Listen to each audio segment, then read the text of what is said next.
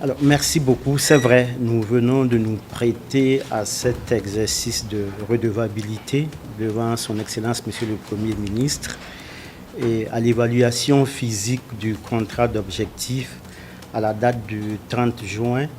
Nous sommes rendus à un taux d'exécution physique de 46,74% pour une cible de 50%.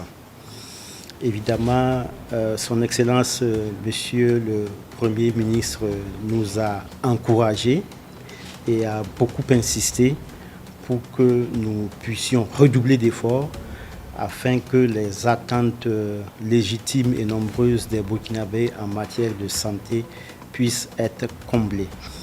Je voudrais dire tout simplement qu'au rang des actions majeures qui ont été atteintes au cours de ce premier semestre, je voudrais citer la prise en charge d'un peu plus de 60 000 enfants malnutris jusque dans les zones à fort défi sécuritaire.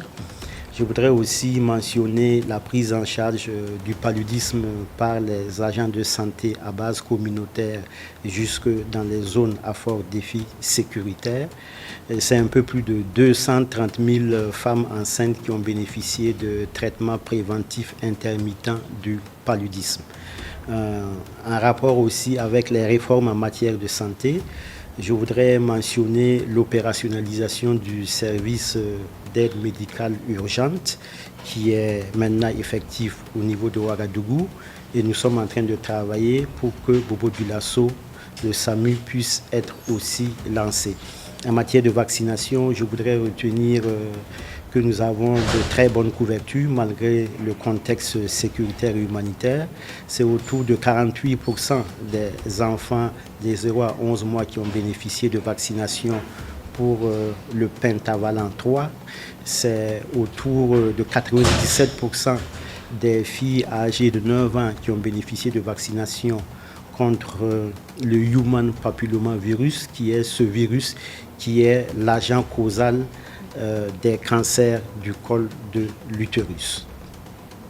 Un taux de 46,74%, je voudrais reconnaître encore une fois le travail remarquable qui est réalisé par les collaborateurs, mais aussi et surtout par les agents de santé qui sont sur le terrain, qui nuit et jour continuent de veiller afin que les Burkinabés, où qu'ils soient, puissent bénéficier de soins et services de santé et de nutrition jusque dans les zones à fort défi sécuritaire.